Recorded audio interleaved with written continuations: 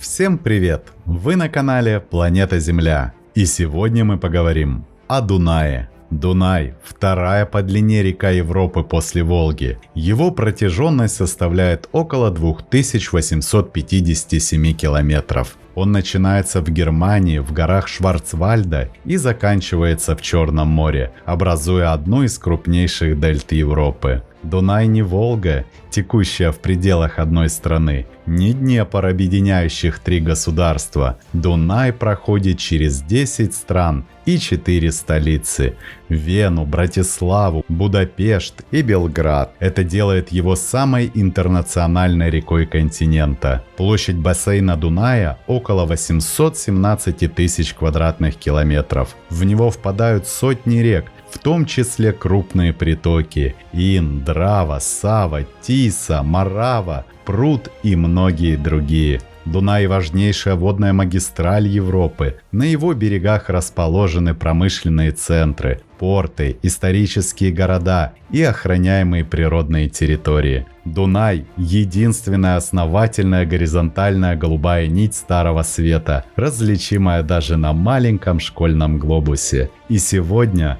мы поподробнее поговорим об этой реке, ее маршруте, притоках, дельте и значении для региона. Поехали! Но откуда же на самом деле взялся Дунай? 65 миллионов лет назад отколовшиеся от древнего континента Гондвана материки столкнулись с другим древним сверхконтинентом – Лавразией. В результате образовался широкий горный пояс от нынешних Пиренеев до нынешних Альп, а древний океан Тетис разделился на несколько водоемов относительно небольшой глубины. Реликтом Тетиса считают одну из его бывших впадин – Черное море. На месте нынешней среднедунайской низменности около 10 миллионов лет назад располагалось мелкое Панонское море, соединенное с теперешним Средиземным.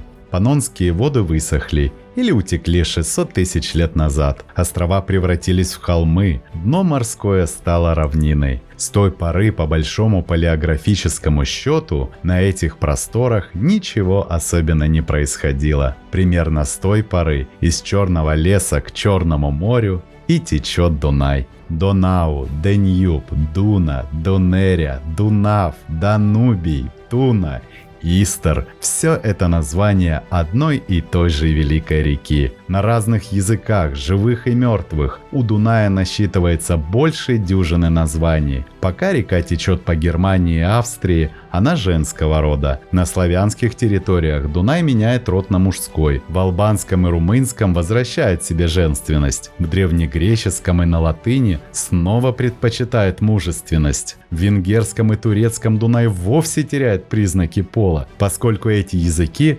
обходятся без родовой грамматической категории. У Дуная долго было сразу два названия. Верхнее течение реки обозначали заимствованным из кельтского латинским Данубиус, а нижнее по-гречески Истер. Плиний, Страбон, Птолемей спрашивали себя, где заканчивается одна река и начинается другая. Овидий называл Дунай двуименным. Первое из дошедших до нас описаний Дуная оставил в середине 5 столетия до нашей эры греческий историк Геродот. Он посвятил этой реке 5 абзацев в 4 книге истории, названной именем музы трагедии Мельпомены. Дунай – река с 5 устьями, помещен на западе, представляющей собой богатую травой и хорошо орошаемой равниной страны скифов. Истер – самая большая из известных нам рек. Зимой и летом она одинаковой величины. Это первая река Скифии на западе. Она становится самой большой. И вот почему. В Истер впадают и другие реки,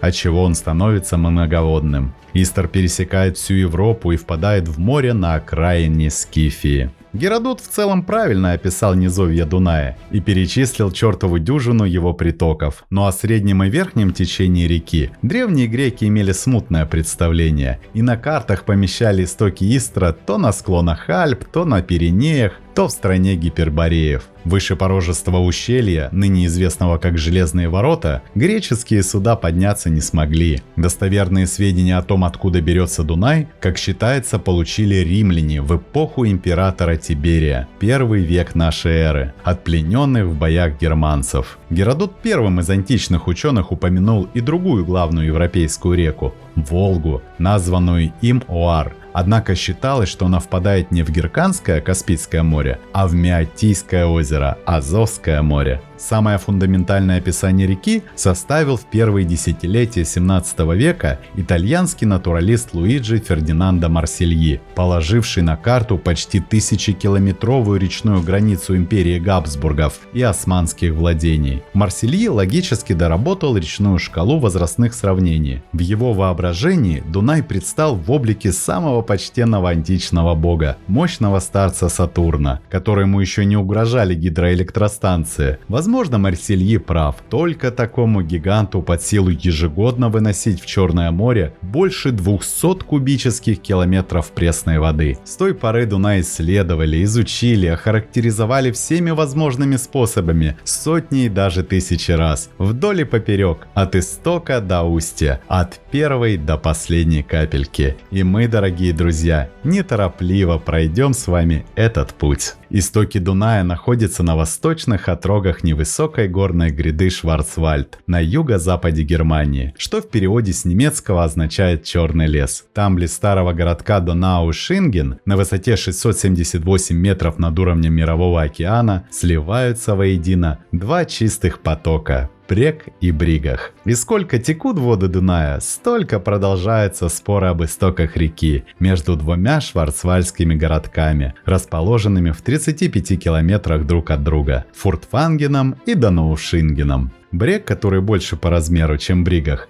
берет свое начало на горе Брент возле маленького городка Фуртванген, где считают, что размер имеет значение, и поэтому утверждает, что именно в их городе находится истинное место происхождения Дуная. Однако еще во времена Римской империи считалось, что источник Дуная находится в Донауишингене. В 1981 году немецкое правительство дало небольшому водоему, окруженному ротондой, официальное название Донаукель. В туристических проспектах фигурирует именно он, который к рождению реки никакого отношения не имеет, но тем не менее в массовом сознании считается главным. Источник находится рядом с дворцом и садом местных землевладельцев князей Фюрстенбергов, справа от высокого цоколя храма святого Иоганна. В Фюрстенберге городские отцы и пионеры местного пивоварения приказали обрамить родник каменным резервуаром, украсив его скульптурной композицией «Источник Дуная». Дунайский ручей, упрятанный в подземные трубы, через 100 метров вливается в смирившую горный норов в Бригах. И на княжескую удочку Фюрстенбергов, пожелавших иметь знаковый географический объект у себя под боком, попались многие, десятки миллионов туристов. Справочники указывают, что точная полная протяженность Дуная составляет 2857 километров. Это немало, однако вовсе не мировой рекорд. Всего лишь 30-я строчка в сводном списке между Брахмапутрой из Южной Азии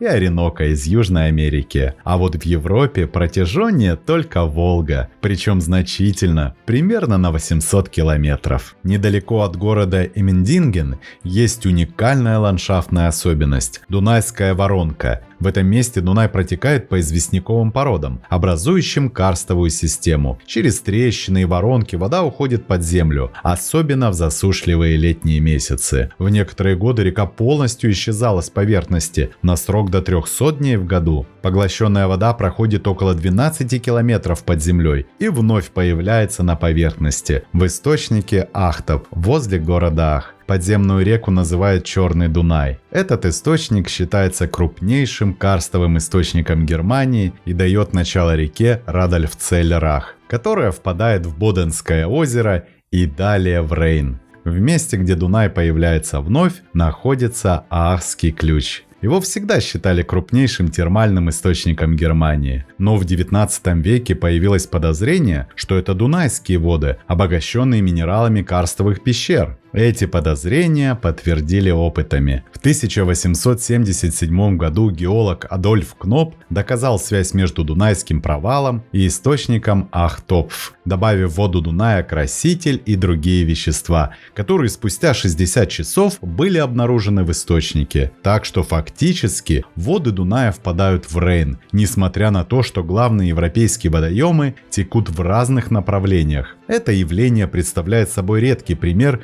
естественного естественного перенаправления водного потока между двумя крупными речными системами Европы – Дуная и Рейна. С течением времени все больше воды Дуная уходит под землю, что может привести к изменению водораздела между Черным и Северными морями. Вообще Дунай полнится неравномерно. В верховьях река кое-где даже больше теряет, чем собирает. От истоков до впадения речушки Эльта часть дунайской воды утекает под землю через трещины в известковых породах, попадая в систему Рейна. Некоторые ученые поэтому считают, что через несколько десятилетий верховья Дуная превратятся в притоки Рейна. Но Дунай не исчезнет. Даже если и станет короче, к исходу первой 1000 своих километров река все-таки набирает почти треть стока, около 60 кубокилометров. Вторая после верховий зона неприятных для Черного моря водных потерь – это дельта. Дунай расходует значительную часть себя на заполнение озер, протоков, плавней и на испарение. Большой процент объема дунайской воды до 80 стекает в теплое время года, с марта по сентябрь.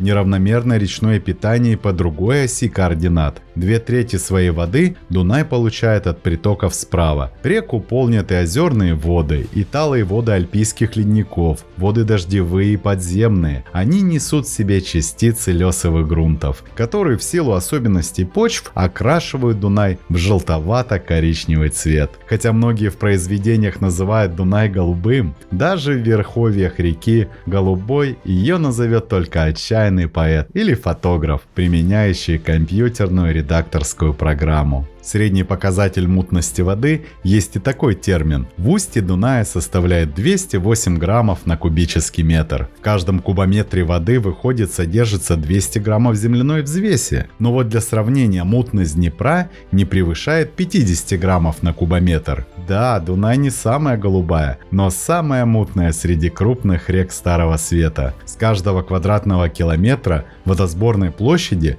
Дунай и его притоки ежегодно уносят больше 80 тонн земли. Степень прозрачности дунайской воды меняется десятки раз в год. Замечено, что самые большие объемы земляной взвеси выносят в Дунай слева и снизу паводки, формирующиеся в Карпатах. И от этого тоже в районе Вены Дунай примерно в 2 раза прозрачнее, чем в районе Сулины. В последние десятилетия в связи с появлением в среднем течении водохранилищ Дунай стал не таким мутным, как прежде. Однако объем взвешенных наносов все равно остается по европейским меркам очень значительным – 42 миллиона тонн в год. Волга, а она будет помощнее Дуная, выносит в Каспийское море по крайней мере в 1,5 или 2 раза меньше грунта. А пока мы в верхнем течении реки, и Дунай здесь скорее небольшая река или даже большой ручей, который петляет между зелеными холмами и скалами. Его берега здесь каменистые, поросшие кустарником, а русло узкое и неглубокое. Вода чистая и холодная, особенно весной, когда тают альпийские снега. Иногда она становится почти прозрачной, отражая небо и леса как зеркало. Дунай в городе Тутлинген протекает среди холмов Швабского Альпа, поросшими лиственными и хвойными лесами. На рассвете над водой стелется туман, а по берегам можно встретить серых цапель, выдор и даже косуль. Весной здесь цветет дикий чеснок, а осенью горит золотистая листва. На холме над городом возвышаются живописные руины средневековой крепости Хонберг, построенные еще в 13 веке, и долгое время служила она оборонительным и административным центром региона. В средние века она принадлежала графам фон Хонберг, а затем перешла к Габсбургам. Крепость была разрушена в 30-летнюю войну и с тех пор так и осталась в виде руин. С вершины открывается панорамный вид на долину Дуная, Швабский Альп и окрестные леса. Дунай у Тутлингена – это начало Великого Пути. Молодая звонкая струя, которая только пробуждается и еще не знает, сколько стран, городов, историй и империй она соединит. Это Дунай, который можно перейти вброд, но в его холодной воде уже живет величие будущего. Стегельфельзен – живописный скальный массив с остатками средневековой крепости и часовни. Отсюда открывается вид на долину Дуная и руины замка Каленберг. Здесь находится природный парк Верхний Дунай. Это один из самых живописных природных парков Германии. Площадь около 1500 квадратных километров. Узкая долина Дуная здесь буквально врезается в известняковые скалы, образуя каньоноподобный ландшафт, по которому протекает молодой Дунай. Местами над рекой поднимаются белые скалы высотой до 200 метров, увенчанные замками, руинами и лесами. Швабские Альпы – это крупное карстовое плато из Среднегорья на юге Германии, в земле Баден-Вюртемберг, с частичным заходом в Баварию. Горная цепь длиной около 150 километров и шириной от 30 до 37 километров простирается между реками Некар и Дунай, составляя раздел между системами последнего и рекой Рейн. Он считается одним из самых живописных и геологически интересных регионов Европы. Это карстовая область, где в течение миллионов лет вода вымыла тысячи пещер, воронок и подземных рек. Например, пещера Кальбингер-Хёлле, одна из самых интересных карстовых пещер региона. Общая длина 330 метров. В одной из пещер была найдена Венера из Холлефельс. Это одна из самых поразительных археологических находок человечества, самая древняя из известных скульптур женщин. Это небольшая фигурка, вырезанная из мамонтовой кости, изображающая женское тело с ярко подчеркнутыми чертами. Фигурка хранится в Музее доисторической истории Баден-Вюртемберга, недалеко от места находки. А неподалеку замок Гогенцоллерн, настоящий сказочный замок на вершине горы, один из самых впечатляющих и кинематографичных замков Германии. Виден за десятки километров, особенно в ясную погоду, а вокруг панорама Швабского Альба, долин, рек и лесов. И на востоке Швабского Альба, на реке Дунай, город Ульм. Это старинный городок на юге Германии, на границе земель Баден-Вюртемберг и Баварии, раскинувшийся по обоим берегам. И несмотря на скромные размеры, Ульм обладает поистине титаническим культурным, архитектурным и историческим весом. В нем находится самая высокая церковь в мире, гордость города – Ульмский собор. Высота шпиля 161 метр, построен в готическом стиле и заложен еще в XIV веке. Это город Эйнштейна. Да-да, Альберт Эйнштейн родился именно в Ульме в 1879 году. Узкие улочки, фахверковые дома, водяные мельницы и мостики. Атмосфера сказочная, особенно вечером, когда зажигаются фонари и отражаются в Дунае. За Ульмом Гюнсбург. Небольшой, но уютный и очень колоритный город в немецкой земле Бавария, на берегу реки Гюнс, недалеко от места ее впадения в Дунай. Гюнсбург стал широко известен благодаря Леголенду, открытому в 2002 году. Это один из крупнейших тематических парков в Европе для детей и взрослых, где все построено из миллионов кубиков лего. Но не стоит забывать, что Гюнсбург с богатой историей и культурным наследием. Основанный римлянами и точно построенный не из лего около 70-го года до нашей эры. Он служил укреплением на границе Римской империи и носил название Гунтия в честь кельтской богини. В средние века Гюнсбург стал частью владений Габсбургов и был столицей маркграфства Бургау. Город сохранил множество архитектурных памятников того времени, включая Маркграфский замок, единственный замок Габсбургов на территории современной Германии. Ниже по течению, примерно в 80 километрах, город-крепость Ингольштадт. Старинный город впервые упоминается в 9 веке, а в 13 веке получил статус города. С 16 века город становится крупнейшей крепостью региона. Причем это один из немногих городов Германии, у которых почти полностью сохранились средневековые оборонительные стены. Например, Редут Тилли. Военное укрепление 18 века, часть городских фортификаций, названа в честь генерала Йохана Тилли, полководца 30-летней войны. А многие слышали об иллюминатах. Так вот, в 1776 году декан юридического факультета университета Адам Вейсгаупт основал орден иллюминатов в Ингольштадте. В 1472 году здесь был основан первый университет Баварии, университет Ингольштадта, где преподавали великие умы умы эпохи Реформации. Именно здесь преподавал Адам Вейсгаупт, основатель Ордена Иллюминатов, того самого, вокруг которого столько тайн и теорий заговора. А сегодня Ингольштадт – штаб-квартира автоконцерна Audi. Город дышит инновациями, университеты, научные центры и технологические стартапы делают его одним из высокотехнологических центров Германии.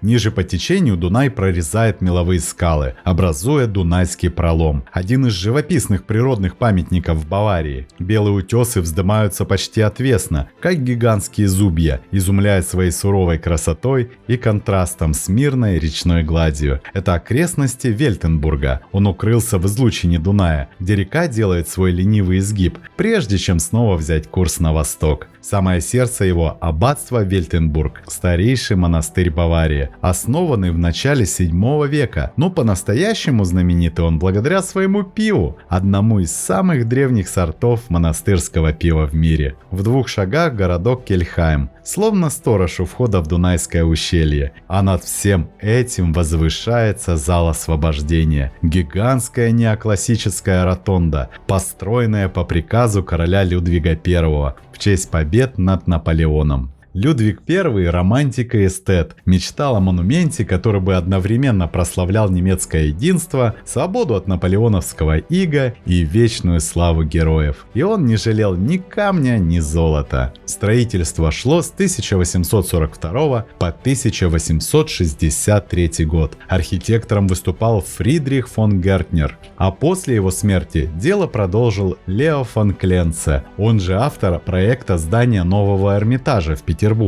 Фаворит Людвига и автор других королевских проектов. Именно он придал залу его окончательный, торжественно неоклассический облик, вдохновленный Пантеоном и Вестминстерским аббатством и, разумеется, античными храмами. Около Кельхайма начало Майн-Дунайского канала. Он соединяет 2 крупнейших речных бассейна Европы. Бассейн Дуная, ведущий в Черное море, и бассейн Майна и Рейна, ведущий в Северное море. Имеет длину примерно 171 километр. Идея соединить бассейны Северного и Черного морей родилась еще в 793 году по приказу Карла Великого. Начали копать Фосса Каролина у деревни Грабен. Проект провалился из-за дождей и оползней. Осталась лишь небольшая канава. Спустя 1000 лет Людвиг I Баварский построил Людвиг-канал, соединив Кельхайм и Бамберг. Но канал быстро устарел, ему не хватало воды, и его затмила развивающаяся железнодорожная сеть. После Второй мировой войны от восстановления отказались. В 1921 году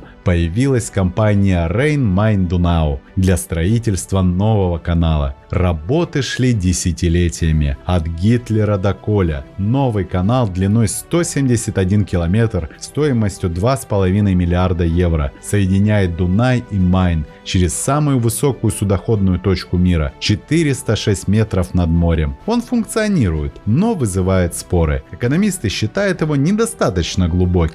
Экологи угрозой для экосистем. Через него, например, распространился махнорукий краб, инвазивный вид, наносящий вред местной фауне. Тем не менее, канал ежегодно заменяет по грузоперевозке 250 тысяч автотрейлеров. Недалеко в окрестностях, если углубиться в леса, можно наткнуться на каменные гробницы, доисторические укрепления и даже останки римских поселений. В этом регионе проходит линия Лимиса, древнейшей границы Римской империи, и, возможно, легионеры также смотрели на реку, по которой плыли римские лодки. И они бы очень удивились, увидев здание, расположенное рядом с городом Регенсбург. Только построено оно было намного позже. В 1827 году тот самый, о котором уже был разговор, Людвиг I, распорядился начать на холме над Дунаем, близ местечка Донауштауф, в 10 километрах от Регенсбурга, строительство зала славы – Вальхалла. Вальхалла в немецко-скандинавской мифологии – небесный чертог для павших в бою доблестных воинов. Идеологическая цель проекта, который Людвиг замыслил, еще будучи принцем, заключалась в том, чтобы подтвердить преемственность Германии античной культуры. Архитектор Лео фон Кленце не искал оригинальности. За образец пантеона он взял главный храм древних Афин – Парфенон. В зале славы установлены скульптуры великих немцев и посвященные им мемориальные доски. Сейчас в Вальхалле 197 памятных знаков. Из последних дополнений Альберт Эйнштейн, Конрад Аденауэр, Генрих Гейне и Макс Планк. Главный город немецкого Дуная – Регенсбург, поднявшийся в средние века до федерального, как сказали бы сейчас, уровня за счет прибыльной торговли. Прежде всего солью. Барыши от успешных перепродаж позволили городскому совету перекинуть через Дунай каменный мост, по которому в 1147 году армия крестоносцев французского короля Людовика VII проследовала в далекий путь на Святую Землю. Крестовый поход окончился неудачей, а вот мост на Дунае, самый старый из дошедших до наших времен, оказался почти вечным. 16 арок, все на известняке и все на века. Это шедевр готического инженерного искусства, вдохновивший строителей Карлова моста в Праге. Как и многие другие крупные средневековые торговые города, Регенсбург славится особо мощным кафедральным собором. Он находится недалеко от моста. Собор Святого Петра – один из самых впечатляющих готических соборов Германии и главная достопримечательность Регенсбурга. Его остроконечные башни видны из любой точки города, а интерьер поражает величием и красотой. От Регенсбурга до Деггендорфа по реке около 60 километров. Это не резкий участок, а плавный, изогнутый, с редкими изгибами и мягкими берегами. Это широкая, темная, глубокая река, вдоль которой то тут, то там появляются рыбацкие деревушки, старые мельницы, рощи и переправы. Расположенный на берегу Дуная Деггендорф – уютный баварский город, который называют воротами в Баварский лес. Именно возле Деггендорфа в Дунай впадает Изар, первый крупный левый приток Дуная. Длина 283 километра. Не самая длинная, не самая полноводная. Она уходит из альпийских ледников, с шумом прорывается сквозь горные ущелья, лениво катится через Мюнхен и, не изменяя себе, впадает в Дунай. Изар – одна из лучше всего восстановленных рек Европы. В начале 2000-х годов был проведен масштабный проект по ренатурализации. Вместо бетонированных берегов появились пойменные леса, острова, гравийные пляжи. Рыбы вернулись, птицы снова гнездятся. Монументальную величавость Дунай приобретает на своей последней важной немецкой станции в Пассау, где в центральный серо-зеленый речной поток с разных сторон с интервалом в несколько сот метров врезается черноводный Ильц и голубоводный Ин. Собственно, впадающий справа Ин даже на глазок шире и полноводнее Дуная, так что можно поспорить, что во что вливается, как идет, например, спор о Волге и Каме. Но географы свой выбор сделали, низведя берущие истоки в швейцарских Альпах Ин в разряд вспомогательных рек. Жилые кварталы Пассау не дотягиваются до соединения Дуная и Ина. На речном скрещении разбит лысоватый сквер с песочницами, лавочками и разноформатными скульптурами. Такой аскетизм оправдан практикой. Пассау, как и многие, захлебывается в периоды половодий, и глинистый язык между Дунаем и Ином становится первой добычей бушующих волн. В магический символ Пассау превращена цифра 3. Его величают не только городом трех рек, но еще и городом трех народов. Когда-то здесь жили кельты,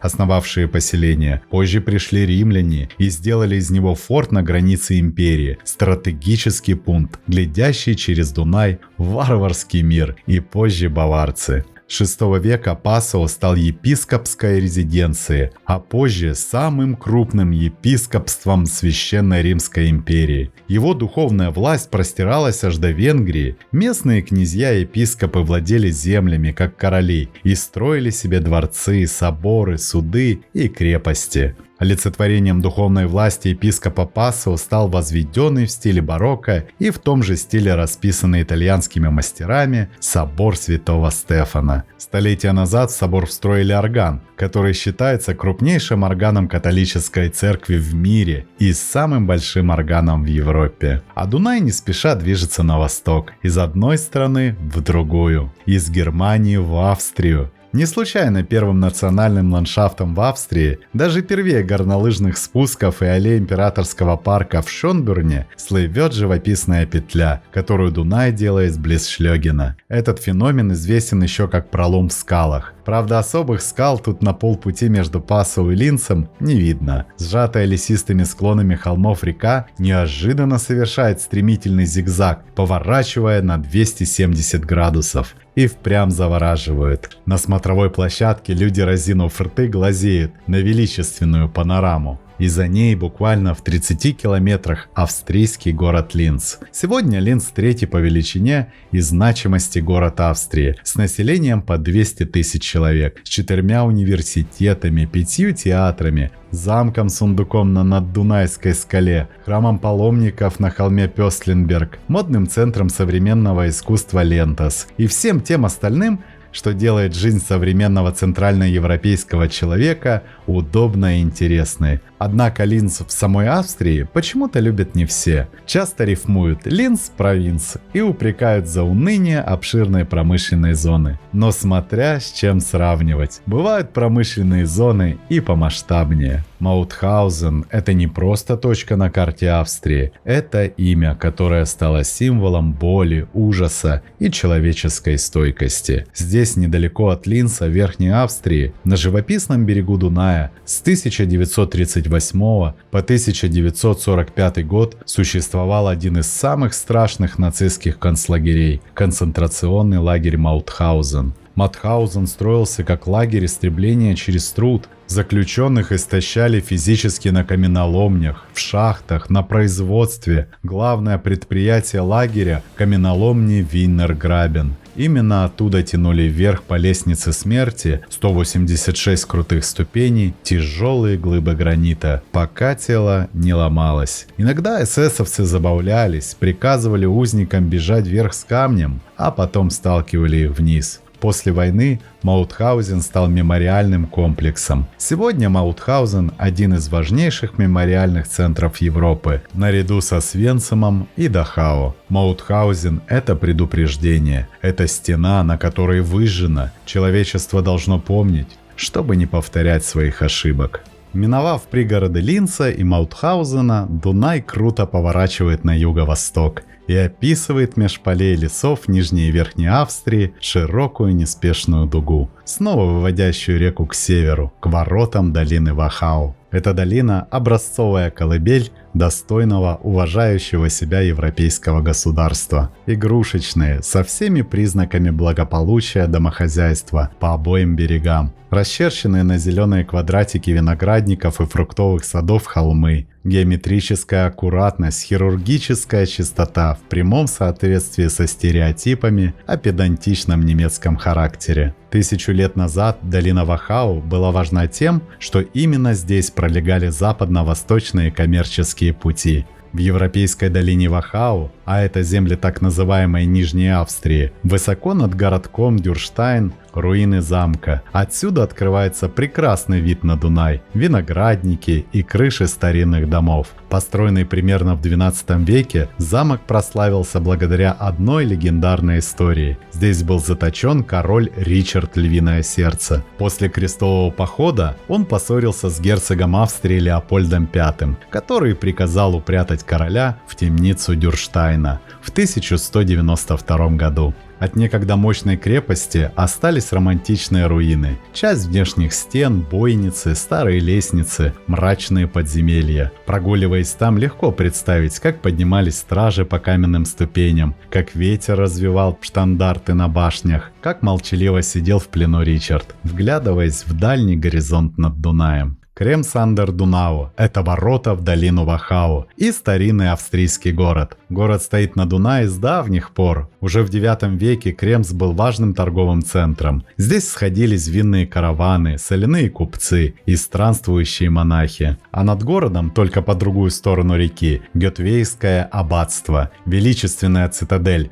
возвышающаяся на холме в 422 метра над уровнем моря, охраняя южные ворота долины Вахау. Его часто называют австрийским Монте-Кассино, и не зря. С его террас открываются захватывающие виды на Дунай, виноградники и леса Нижней Австрии. И буквально в 30 километрах ниже по течению Тульн, один из старейших городов Австрии. Его история начинается с римского форта Комагена, построенного в 1 веке нашей эры для защиты северных границ империи. Сегодня в городе можно увидеть остатки этого форта, включая римскую башню и другие археологические находки, представленные в Римском музее Тульна. Тульн заслуженно носит звание города цветов. Здесь находится уникальный садовый парк, который предлагает посетителям более 60 тематических садов. Дунай выплескивается из долины Вахау на равнину, обозначаемую географами как Венский бассейн, километрах в 30 выше австрийской столицы. 1,5 века назад главное речное русло разделялось здесь на рукава. Левобережье представляло собой заполоченный луг шириной в 5 или 8 километров, рассеченные на островки и полуострова извилистым рукавом Кайзервассер и множество рукавчиков покороче. На этой большой пустоши с перелесками размещались в основном хутора, да хозяйственные постройки. При каждом половодье равнину затапливало. Конечно, когда человечество накопило достаточную сумму инженерных знаний, Вена упорядочила Дунай, сделала его безопасней, но по большому счету оставила реку в покое, не закабаляя гранитом набережных и бесконечными перепонками мостов. Тем не менее, в общей сложности работы в русле реки продолжались целое столетие и вошли в историю гидрографии как пример грамотно организованной масштабно водно-инженерной операции.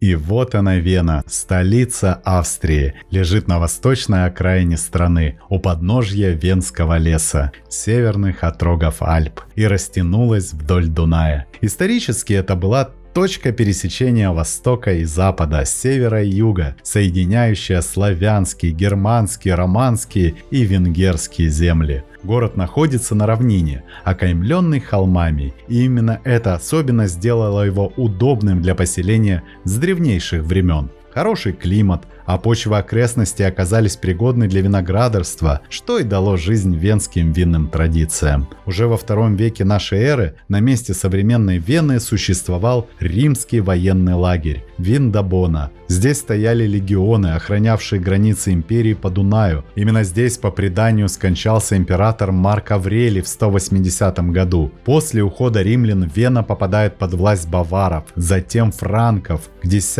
веку ее захватывают Бабенберги, превратив Вену в административный центр Восточной Марки – Остмарк, откуда впоследствии вырастет Австрия. В 1278 году на историческую арену выходит род Габсбургов. С этого времени до 1918 года Вена будет их столицей. Вена была сердцем могущественной Австро-Венгерской империи, и это величие до сих пор ощущается в ее архитектуре. Дворцовый комплекс Хофбург, бывшая резиденция Габсбургов, напоминает о временах, когда город определял политику Европы. Вена – город музыки и искусства. Здесь творили Моцарт, Бетховен, Шуберт и Штраус, а Венская опера до сих пор остается одним из самых престижных музыкальных заведений мира. С 15 века Вена – столица Священной Римской империи. Здесь заседал император, сюда стекались художники, ремесленники, дипломаты. Особенно ярко Вена расцвела в эпоху барокко при Марии Терезии и Иосифе II. Но город не раз стоял перед угрозой исчезновения. 1529 – первая осада турками, Сулейман Великолепный. 1683 – вторая осада. Турецкая армия потерпела поражение, а Европа говорила о чуде при Вене. Вена раскинулась на обоих берегах Дуная, хотя исторический центр города находится южнее главного русла, ближе к ее притоку, каналу Донау-канал, который раньше был основным течением реки. Современный Дунай с его широкой поймой течет чуть севернее, отделяя остров Донау-Инзель от материковой части. Не успевает окончиться Дунайский город, как начинается Донау-Ауэн, национальный парк пойма Дуная. Узкой лентой вытянулся вдоль левого берега реки до самой Словакии. Парк охраняет то, что австрийцы при регулировке Дуная недоурегулировали. Заливные луга и заболоченные земли – это один из последних уголков Старого Света, где, как утверждают экологи, сохраняется биосфера заливных пойм.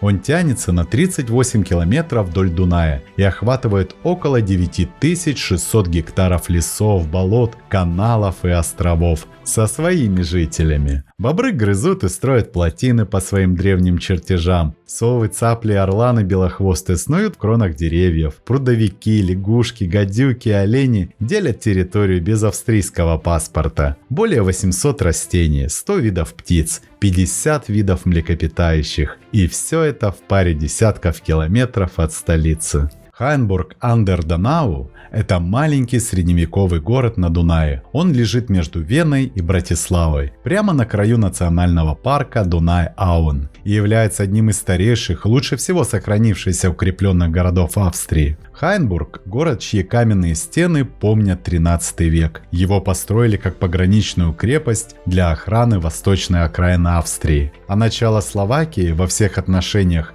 и в географическом, и в историческом, как принято считать в Братиславе, обозначают развалины Девинского замка. С высокого обрыва полуразрушенные крепостные стены окружают вершину холма. Прекрасно видно, как охотно мутный Дунай принимает в себя зеленую, словно бутылочное стекло Мораву. Протяженность Моравы около 354 километров, и примерно 250 она служит границей Чехии, Словакии и Австрии, и течет почти строго на юг, неся свои воды в Дунай. Над этим слиянием с древности стоит Девинская крепость, одна из старейших в Словакии. Тут были кельты, римляне, славяне, франки, авары. Девин упоминается еще в летописях 9 века как часть Великоморавского государства. С Девина видна столица Словакии – Братислава. Это единственная столица в мире, которая граничит сразу с двумя государствами – Австрией и Венгрией. Братислава стоит на берегу Дуная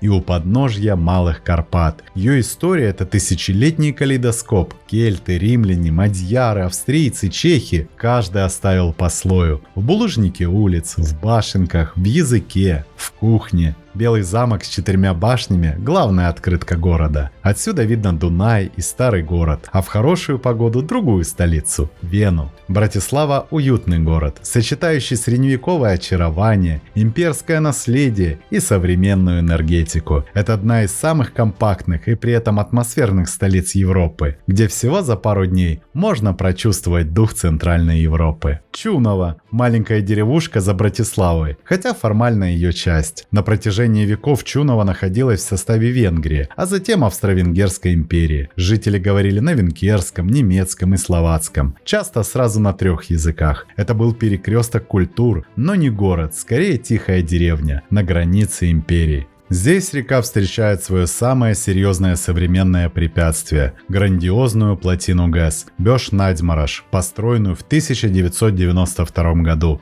Это главное событие современной истории Чунова. В его рамках рядом с деревней был построен огромный шлюз и искусственный канал, который частично изменил течение Дуная. И еще появление на берегу музея Данубиана, построенного в 2000 году, как символ мира, искусства и Европы без границ. Переход от Верхнего Дуная к Среднему происходит в районе венгерского поселка Гёнью. Здесь недалеко от Зьора река впервые чувствует равнину. Она перестает скакать через пороги, становится степенной, широкой, ландшафт открывается, берега становятся мягче. Это уже другая река, не шумный юнец, а зрелый собеседник. За плотиной Габчикова венгерское село Гёнью на правом берегу Дуная, недалеко от границы со Словакией. На территории села обнаружены следы римского военного присутствия, включая остатки сторожевых башен, свидетельствующие о стратегическом значении этого места. Во второй половине 19 века село стало важным речным портом, благодаря развитию пароходства на Дунае. Однако во время Второй мировой войны порт утратил свое значение, уступив более крупным портам, таким как Комарно.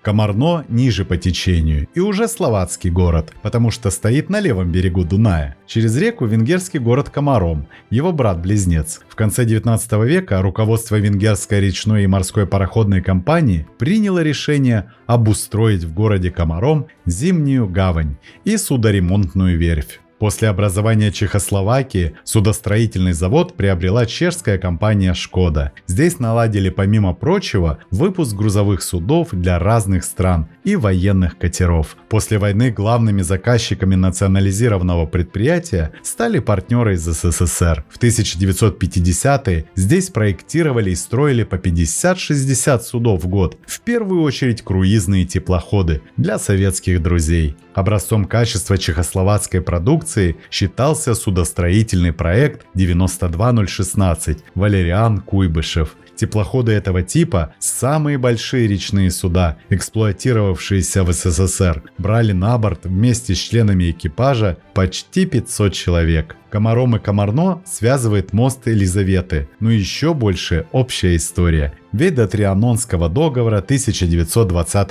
года это был один город, а главная гордость Комарно – это старинная крепость, одной из крупнейших и наиболее сохранившихся фортификаций Центральной Европы. Циклопическая система фортификаций, за стенами которой могла укрыться армия в 200 с лишним тысяч человек. Цитадель с 11 бастионами на слиянии Дуная и Вага. 2 линии обороны, 4 форта, каждый сам величиной с настоящую крепость. Строили и перестраивали в несколько очередей почти 500 лет. Эстергом – один из древнейших и значимых городов Венгрии. Эстергом лежит на правом берегу Дуная, прямо напротив словацкого города Штурова. Через реку перекинут мост Марии Валерии, соединяющий Венгрию и Словакию. Основан еще во времена Римской империи, как Солва. В X веке стал столицей первого венгерского государства. Именно здесь в 1000 году был коронован первый король Венгрии – Иштван I Святой. Здесь расположен самый большой храм Венгрии и один из крупнейших в Европе. С базилики открывается величественный вид на Дунай,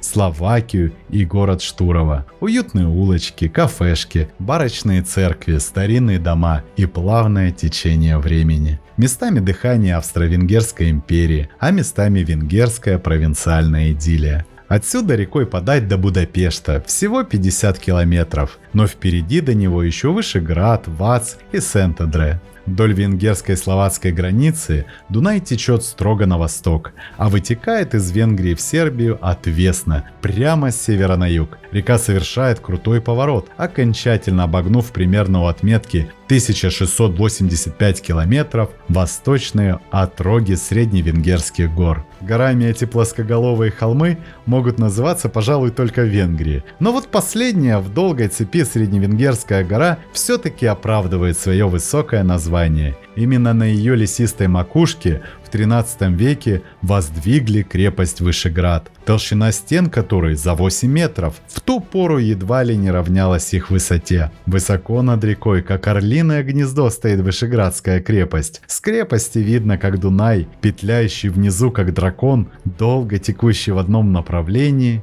делает изгиб почти на 90 градусов и меняет свое направление на восток, к среднедунайской низменности. Сама крепость построена давно. Уже в 1335 году там проходил Вышеградский конгресс, встреча королей Венгрии, Польши и Чехии, где они обсуждали планы против Габсбургов. В башне Соломона в свое время был заточен Влад III Цепиш, также известный как Влад Дракула, прототип персонажа Брэма Стокера. Хоть кровь он и не пил, но, говорят, кровожадный был жуть. Хоть в то дремучее средневековое время таких экземпляров было множество. Вышеградская крепость – одна из самых впечатляющих средневековых крепостей Венгрии. Ее стратегическое положение позволяло контролировать судоходство по реке и оборонять подступы к Будапешту.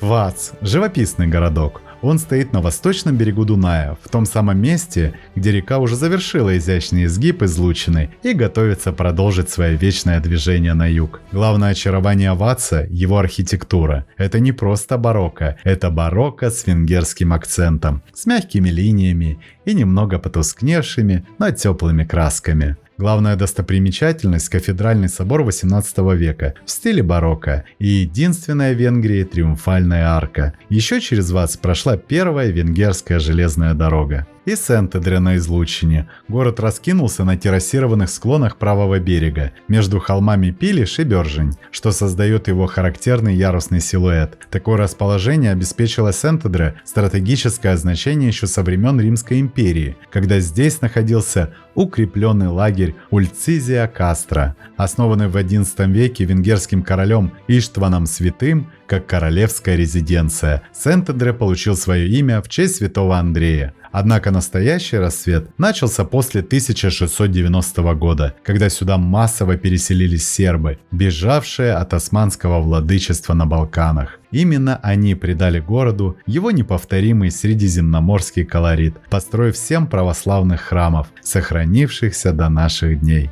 И там, где Дунай покидает холмистые предгорья и выходит на Среднедунайскую равнину, раскинулся один из красивейших городов Европы – Будапешт. Его уникальная географическая позиция на перекрестке торговых путей между Западной Европой и Балканами предопределила богатую и сложную историю. Будапешт не просто красивый город, это город, намеренно и аккуратно, без заплаток, вшивший реку в свою сложную ткань, забравший реку в раму районов и кварталов, изящно перетянувший ее скрепами мостов, сделавший ее частью освоенного человеком пространства, придумавший к тому же двухступенчатую структуру набережных. Город рожден самой рекой. Дунай здесь достигает ширины 400-500 метров, разделяя две совершенно разные по геологии и рельефу территории. На правом берегу вздымаются крутые известняковые холмы Будды высотой до 500 метров. Левый же берег Пешта представляет собой плоскую аллювиальную равнину, простирающуюся до горизонта.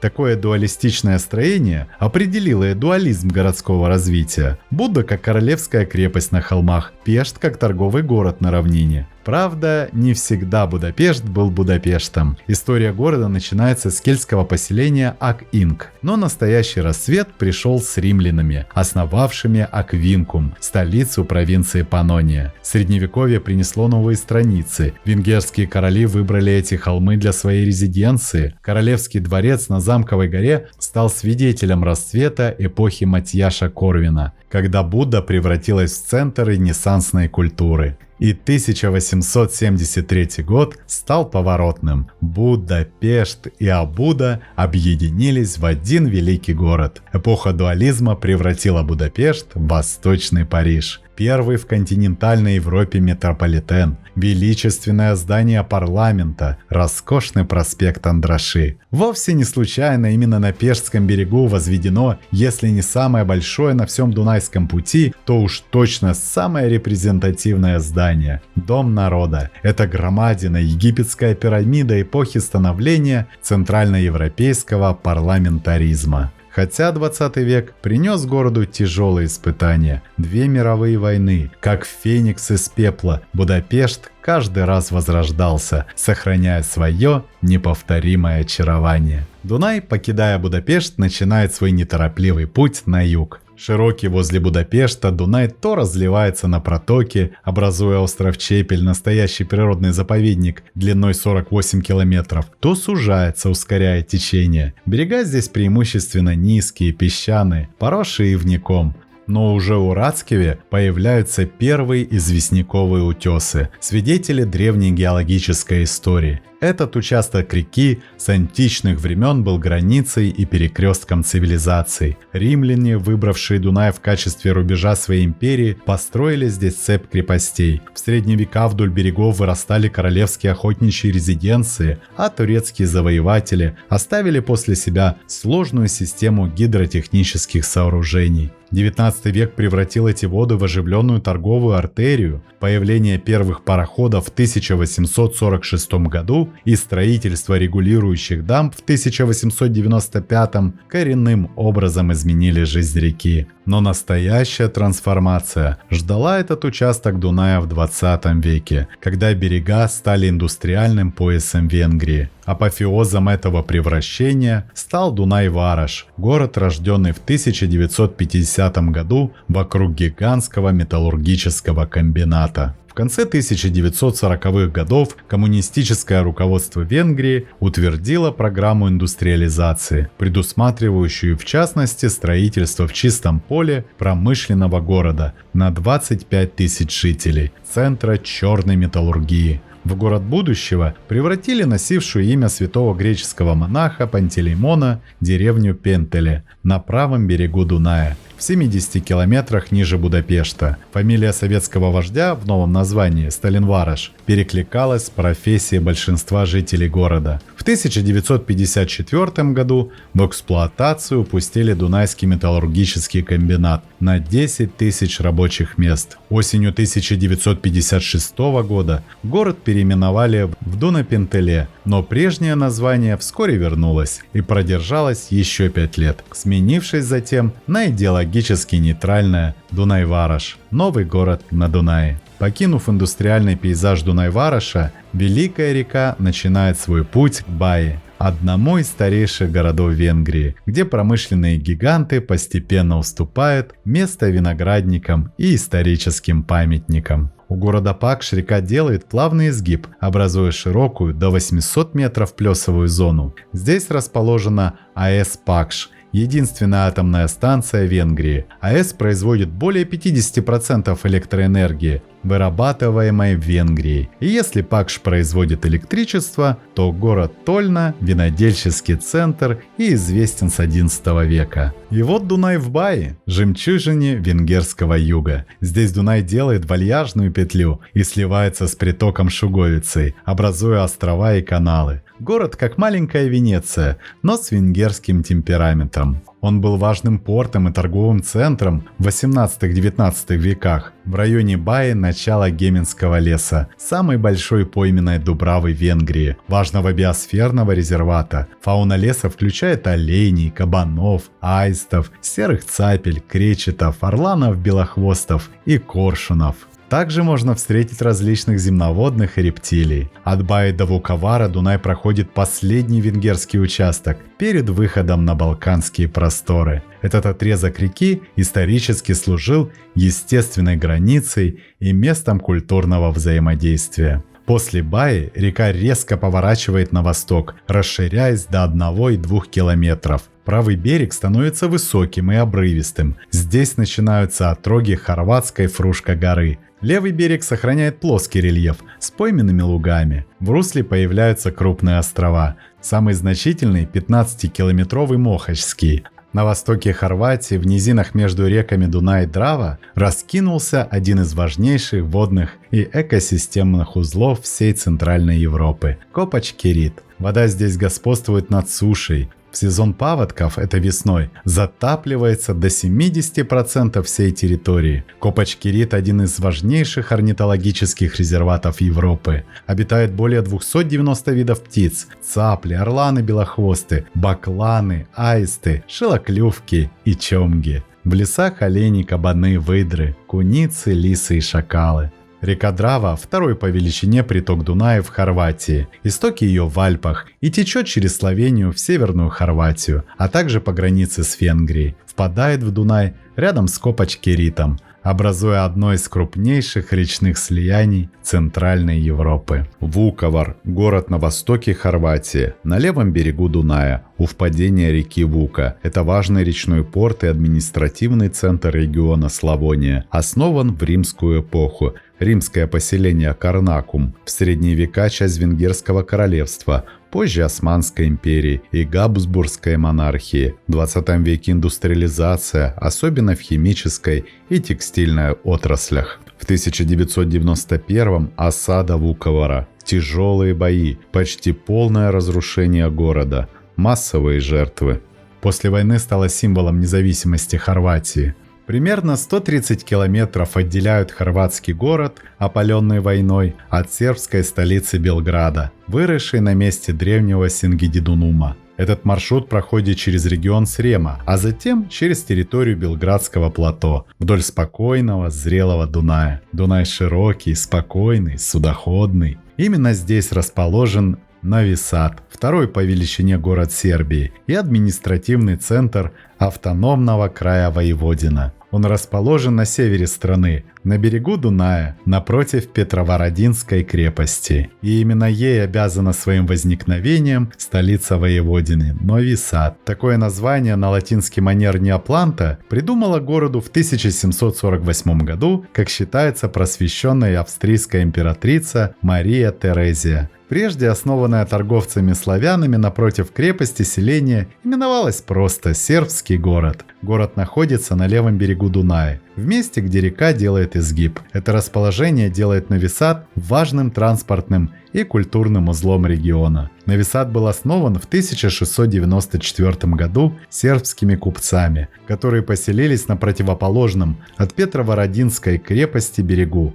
В XIX веке город стал центром сербской культуры, за что получил прозвище «Сербские Афины». Во время революции 1848-1849 годов город был сильно разрушен, но впоследствии восстановлен. Сегодня Нови Сад – крупный культурный, экономический и образовательный центр. Здесь находится Нови Садский университет, а также множество музеев, театров и галерей. Город известен своими фестивалями, в том числе музыкальным фестивалем «Эксит», который проводится на территории Петровородинской крепости. За Новым Садом Тиса – крупнейший приток Дуная из правого восточного направления на этом участке. Исток Тисы в украинских Карпатах. Тиса течет через 5 стран – Украину, Румынию, Словакию, Венгрию и Сербию, но нигде не чувствует себя полностью чьей-то. Это река приграничья. Она разделяет и соединяет, как невидимая нить между культурами. Ее берега – это венгерские деревни с колоколами, сербские поля, украинские леса,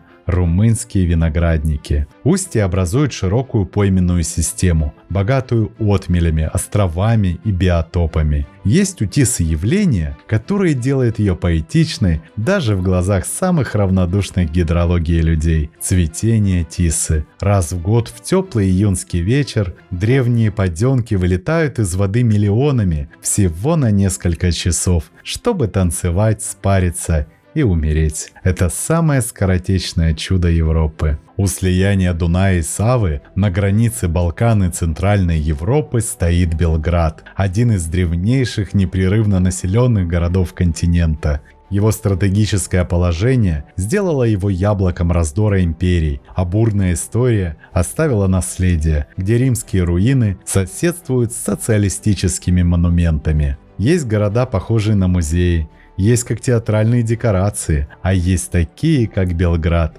Не фасад, а живая история. Если у городов есть возраст, то у Белграда его нет. Или скорее он всегда был стар. Город на этом месте существовал еще во времена кельтов. Сингидунум, затем стал римским гарнизоном, потом византийским бастионом, славянской крепостью, османским форпостом, австрийским военным центром, столицей сербских королей, югославским символом и в 21 веке столицей страны, которая каждый раз называла себя по-новому. Каждое столетие Белграда – это слой пепла и кирпича. Его не перестраивали, его собирали снова. Белград 21 века – это главный экономический центр Западных Балкан, транспортный узел, речной порт принимает океанские суда, город, где камень крепостных стен помнит кельтов и римлян, а воды Дуная несут отражение небоскребов нового века, продолжает свою историю на Великом речном перекрестке. За Белградом в Дунай впадает Тимиш. Это река, которую можно назвать тихим связующим звеном между Карпатами и Балканской равниной. Река берет начало в Карпатах, у подножия гор Семеник, и течет через южную часть Трансильвании, длиной 360 километров. Она не так известна, как Дунай или Тиса, но играет важную роль в географии и истории Юго-Восточной Европы, особенно в Румынии и Сербии. Смедерево – это сербский город, стоящий на Дунае, в 45 километрах к юго-востоку от Белграда. Его судьба – отпечаток средневековой Сербии, последний рубеж перед падением под натиском Османской империи. Это город-крепость, город-порт, город, который долгое время стоял на границе между свободой и завоеванием. Стал последней столицей средневековой Сербии после падения Белграда под венгерское влияние. Смедеревская крепость – одна из крупнейших в Европе, 11 гектаров, мощные стены и 25 башен. возведена за рекордные 3 года, служила оплотом против османов, но в 1459 году была сдана, и Сербия потеряла независимость. Смедерево называют городом вина и гвоздей, так как известен он своими винодельческими традициями, особенно сортом Смедеревка, легким белым вином, родом из тех мест. В Смедерево существовало несколько металлообрабатывающих и металлургических предприятий, включая известный сталолитейный комбинат Железара Смедерева. Восточнее города в Смедерево впадает в Дунай река Велика Морава, крупнейшая река, протекающая полностью на территории Сербии, хотя не такая уж она и большая – 185 километров.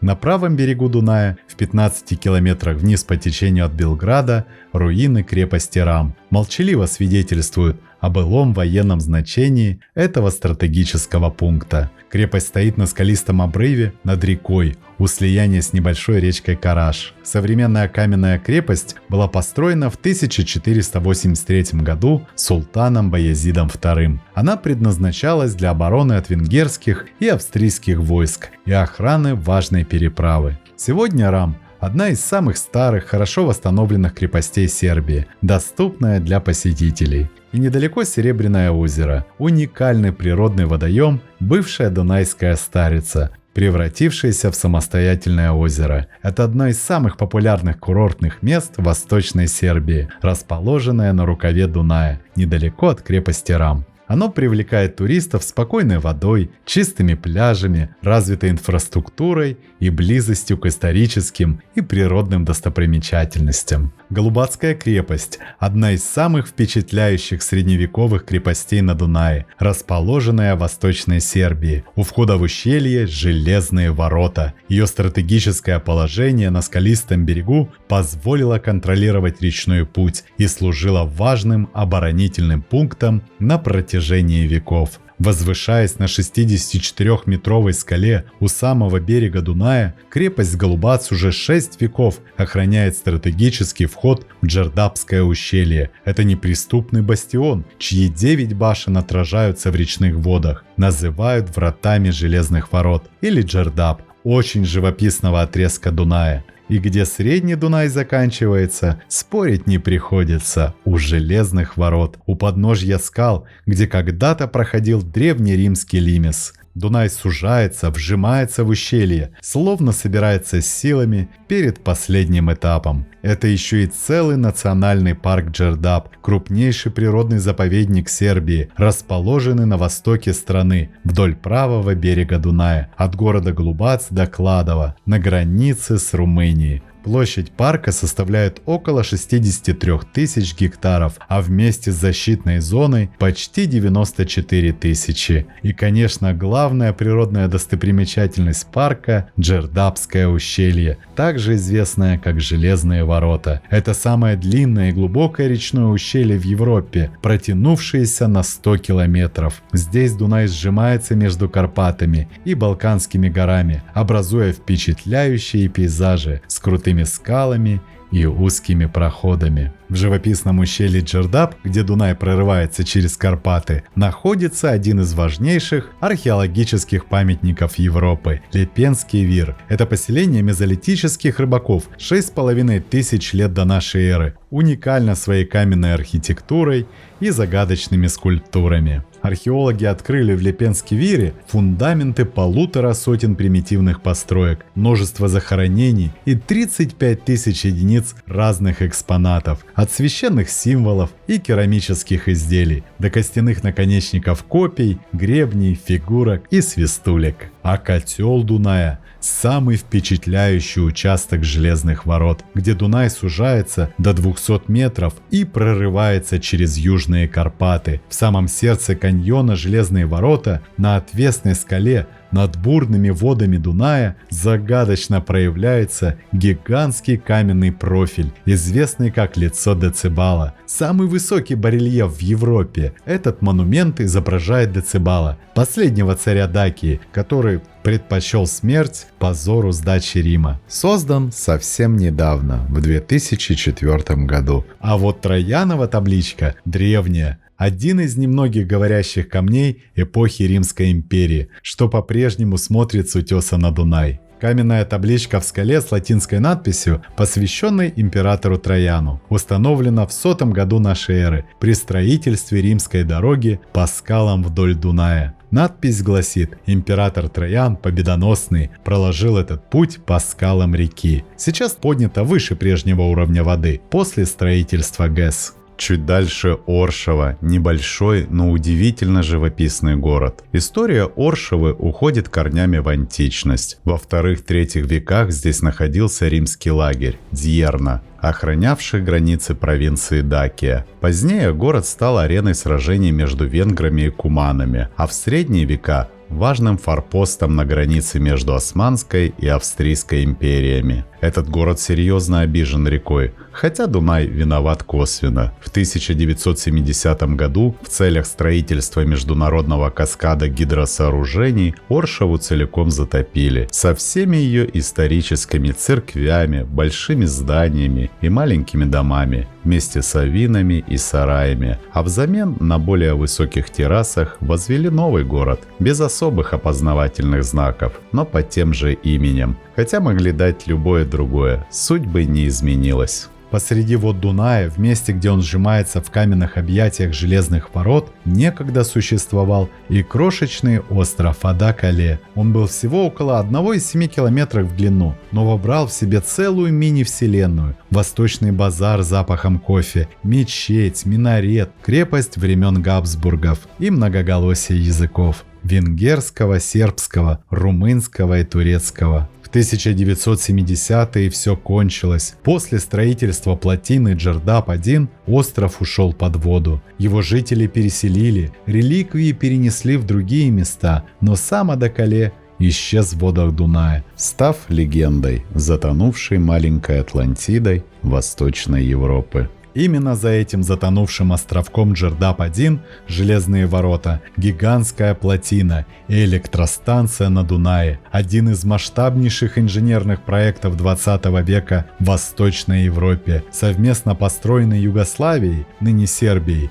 и Румынией в сужении железных ворот в 943 километрах от устья. Джердап-1 является самой крупной ГЭС на Дунае и одной из самых мощных в Европе, и также самой мощной на территории Евросоюза. На момент ввода в эксплуатацию она была 10-й по мощности ГЭС в мире. В 1964 году началось строительство. Цель была практичной – получить электроэнергию, улучшить судоходство, защититься от наводнений. Через 8 лет заработала плотина, шлюзы и генераторы. Дунай замедлился, стал управляемым. Станция дает электричество миллионам людей. Корабли проходят по реке без риска. Это достижение. Но за него пришлось платить. Были затоплены города, села, археологические памятники. Людей переселили. В общей сложности 25 тысяч югославских и румынских граждан. Никого из них о желании сменить квартиру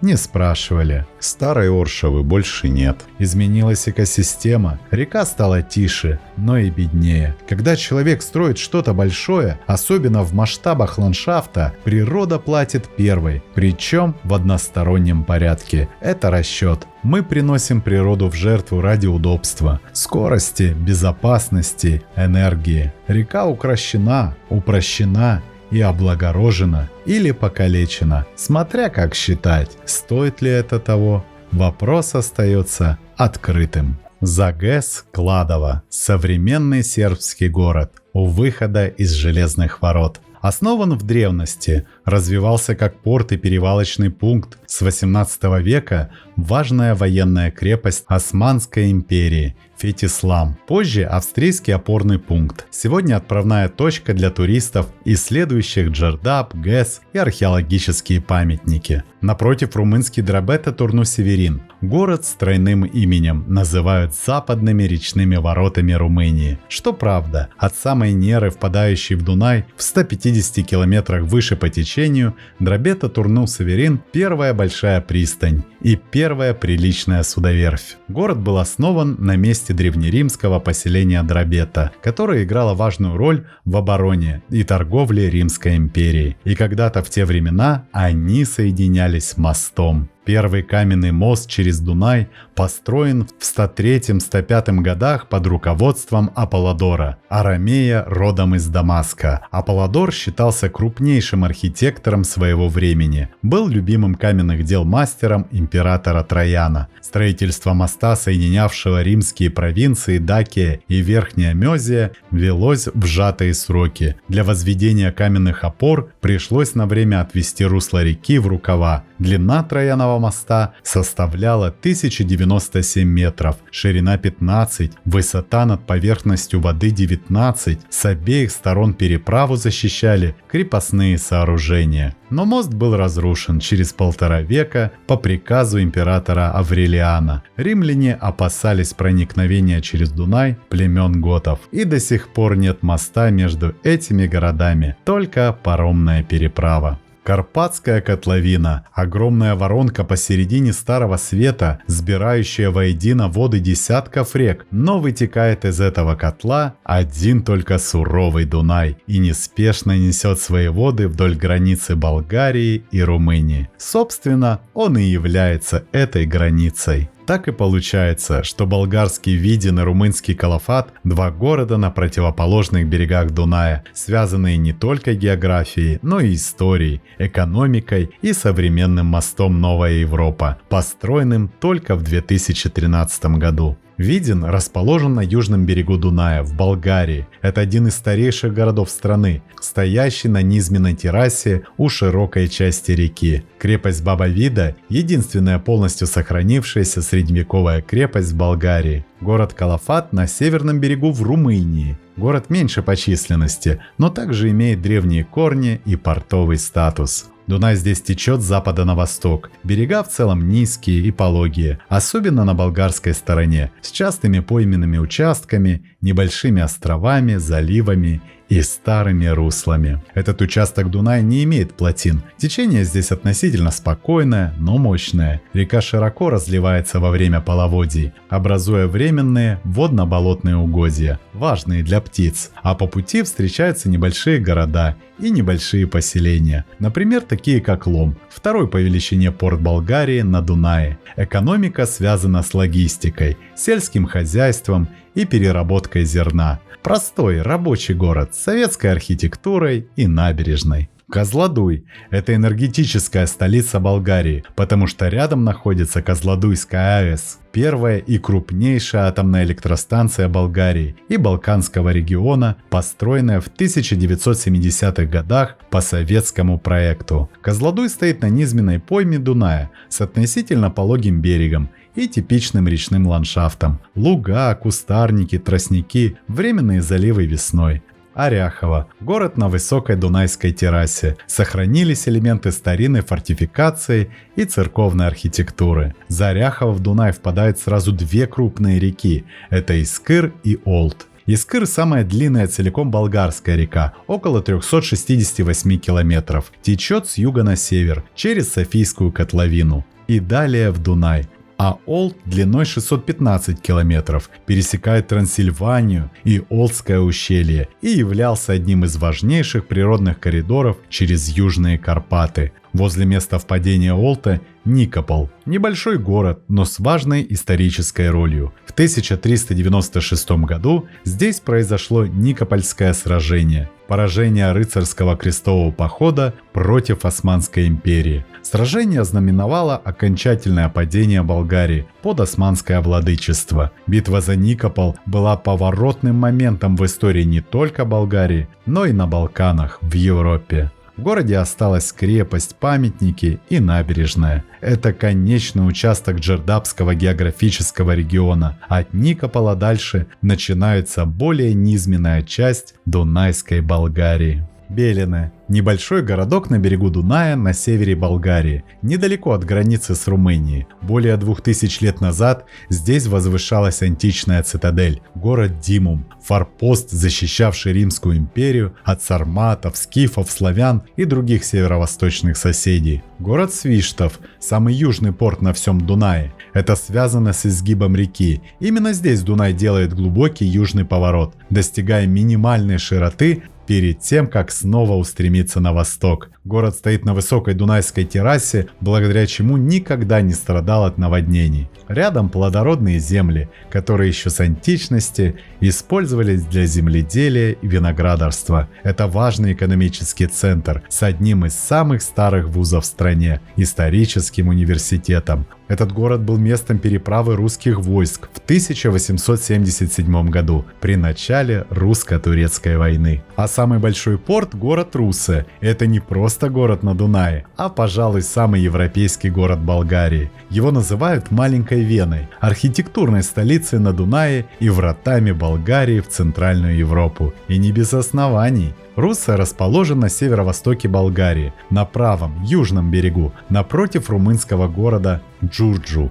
Джурджу стал ключевой транзитной станцией на первом маршруте Восточного экспресса. Восточный экспресс – легендарный поезд класса люкс, который начал ходить в 1883 году. Его называли королем поездов и поездом королей, так как он перевозил исключительно элиту и богатейших людей мира из Парижа в Стамбул и обратно. Восточный экспресс известен благодаря ряду литературных и кинематографических произведений, особенно детективному роману Агаты Кристи. А Русе – самый большой город, промышленный центр и порт Болгарии на Дунае. Географическое положение Русе способствовало его экономическому развитию и росту его политического значения. Во время турецкого владычества он был одним из крупных городов и служил стратегической базой на Дунае. После освобождения Болгарии от турецкого ига и обретения страной независимости, Русе остался приграничным городом на севере страны и портовым городом, через который снабжались другие придунайские районы Болгарии. Именно тогда в Русе было построено много красивых зданий, большинство из которых сохранились до наших дней. Через Русе проходит главный мост через Дунай в Болгарии – Дунайский мост или мост Дружбы, соединяющий Болгарию с Румынией. В 50 километрах Тутракан и Алтеница – два небольших города, расположенных друг напротив друга, на берегах Дуная, разделенные водой, но соединенные общей историей. Обе территории – часть нижнего течения Дуная, равнинные, с частыми паводками и богатой прибрежной природой. Тутракан на правом берегу Дуная, северо-восточная Болгария, Алтеница на левом берегу, Южная Румыния. На месте Тутракана в античности находился римский каструм – Трансмариска, важный пункт на Лимесе. Тутракан – центр дунайского рыболовства. Здесь действует этнографический музей рыболовства и лодок, показывающий быт рыбаков, типы лодок, снастей, промыслов. Алтеница расположена у впадения реки Арджеш в Дунай. Это ключевой географический узел. Здесь пересекаются пути из Трансильвании, Валахии и вдоль Дуная. Уже в античности здесь существовал торговый пост. Прямого моста между Тутраканом и Алтеницей нет. Связь по воде. Оба города сегодня тихие, провинциальные, но с явным ощущением старой дунайской жизни. Суда, лодки, рыбацкие сети, чайки и рыбные рынки. Силистра – это крайне восточный болгарский город на Дунае, последний крупный порт перед тем, как река покидает болгарскую территорию и направляется к дельте. Он стоит на границе не только географической, но и исторической. Здесь сходятся фракийские святилища, римские стены, османские бастионы и советские монументы. Силистра – это город-граница, город укрепления, город-наблюдатель. Силистра находится на правом берегу Дуная, на границе с Румынией, через реку румынский город Калыраши, соединенный с Силистрой паромной переправой. Город расположен на террасообразном холме с отличным обзором на реку. Река здесь широкая, с островами, заводями и сезонными поймами. Силистра – важная точка наблюдения за миграцией птиц, особенно весной и осенью. Восточнее Силистры начинается Дунайская дельта, биосферный заповедник и крупнейшее водно-болотное угодье Европы. Брейла – один из старейших и интереснейших городов на Дунае, расположенный на востоке Румынии, примерно в 25 километрах вверх по течению от места, где река начинает формировать свою дельту. Город был основан греками из Истрии в V веке до нашей эры, как перевалочный пункт море-река под именем Прохилия. Эту роль, то есть перевалку грузов с морских судов на речные и обратно, порт Брайлы выполнял вплоть до начала 20 века. Во время русско-турецкой войны Крепость Брайле была турецким оплотом вплоть до июня 1828 года, когда после серии мощных артобстрелов и ряда штурмов была сдана русским войскам. После возвращения под контроль Румынии начался бурный рост. В городе строятся набережные, купеческие дома, банки, театры, а 6 июля 2023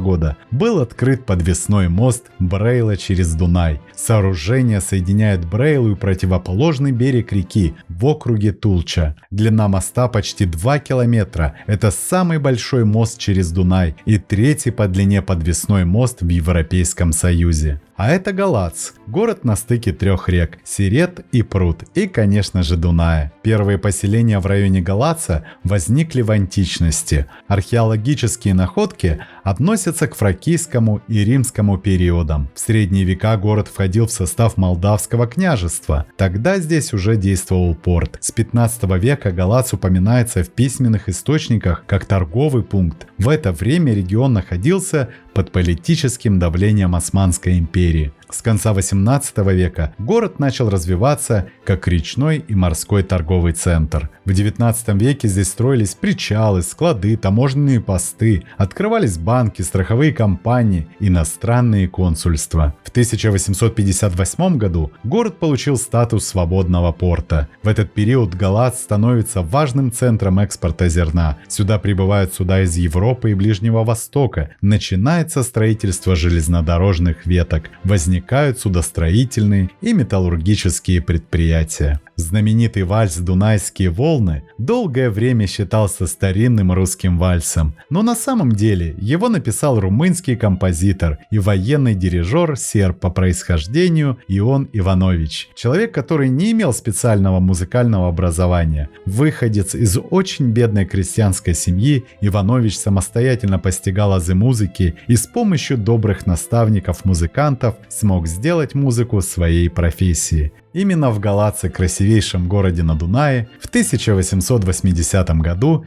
и был написан вальс «Дунайские волны», обессмертивший его имя. Вальс Ивановича очень скоро широко распространился в странах Европы, Америки и Азии. Сейчас это крупный логистический узел, научный и образовательный центр, город с постоянным населением около 250 тысяч человек. Нельзя не упомянуть Джурджулешты. Возле Джурджулешты находится самая южная точка Республики Молдова. Строго географически говоря, Джурджулешты расположен на реке Прут, совсем неподалеку от ее слияния с Дунаем. Но сам факт существования этого села теперь имеет и важное геополитическое значение. Джурджулешты – это единственный порт Молдовы на Дунае. Терминал был образован в 2006 году, благодаря передаче Украины Молдове 430 метров побережья Дуная и Прута. Дунайских государств после территориального размена стало не 9, а 10. В 2007 году в Джурджулештах началось строительство грузового и пассажирского порта, которые были сданы в эксплуатацию в 2009 году. В 2010 грузооборот достиг 375 тысяч тонн, а в 2011 запущено регулярное морское грузовое сообщение со Стамбулом. А мы направляемся в Измаил. Измаил расположен на левом берегу Килийского рукава Дуная, в южной части Одесской области Украины. Город находится в зоне влияния Черного моря, до его побережья по прямой менее 100 километров. Река в этом месте широкая и судоходная. Измаил расположен на Килийском рукаве, одном из 3 основных распределителей Дуная в дельте. Этот рукав самый многоводный и активно используется для грузовых перевозок. Именно здесь расположена одна из важнейших портовых инфраструктур Украины. Исторически Измаил сформировался на месте старого османского укрепления. До 16 века здесь существовало небольшое фракийское, а затем румынское поселение. В период Османской империи город получил стратегическое значение, как Дунайская крепость,